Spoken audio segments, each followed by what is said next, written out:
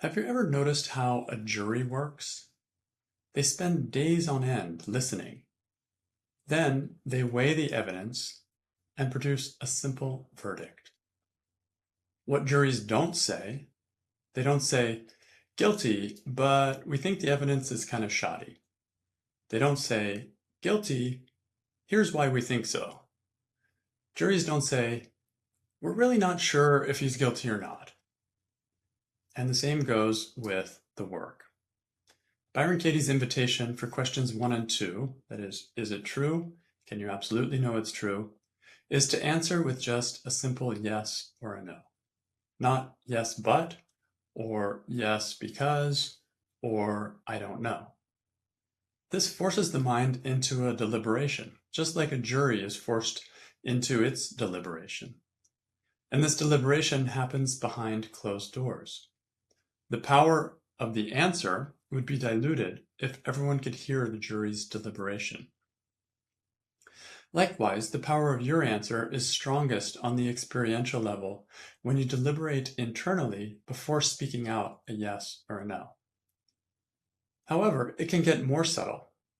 The same question, is it true, or can you absolutely know it's true, can be used not just as an opportunity to deliberate, but as an opportunity to drop the question into the depth of your mind and see what arises from there. This is a very meditative way to answer the question that can transcend the rational movement of the mind. I think in the end, this is the most powerful way to answer the question, is it true?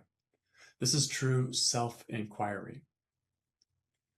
The work can be done intellectually, but it remains somewhat superficial because it is based on the assumptions of the rational mind.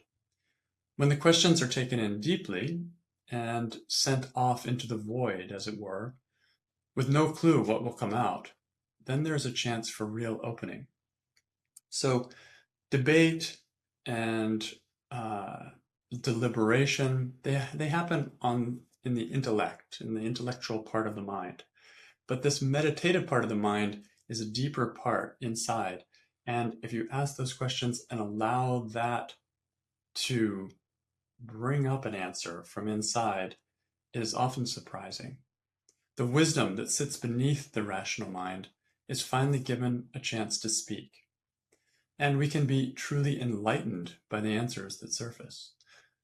This is plumbing the depths and answering, and the answers can be quite surprising. I invite you to experiment. Experiment with this subtle way of asking and waiting. And if you meet a string of logic, know that that's also fine. I end up doing the work both ways. I end up answering questions 1 and 2 both ways. Sometimes I tend to do it the rational way, out of habit, and sometimes to be in control, because the rational mind is all about control.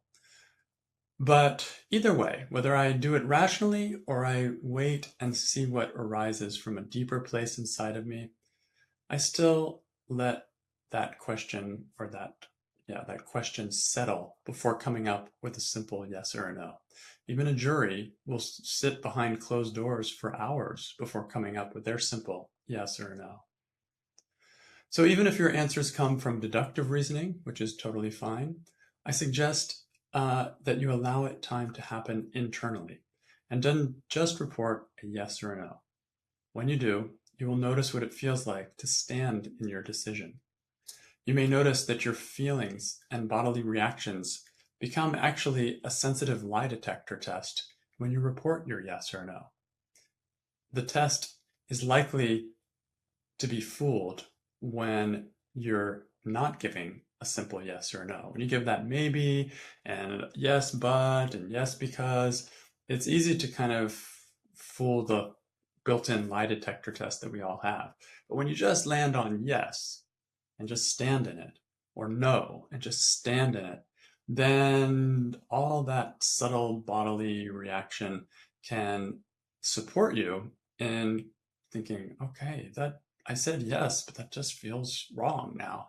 And you can actually adjust yourself. So standing in your yes, standing in your no is a powerful way of doing this kind of work.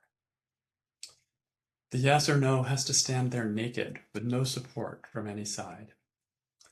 It's a very interesting test of truth, especially considering that truth can always be argued either way. So take as much time as you need. Juries do, and even when a yes or a no is all that the court would like to hear.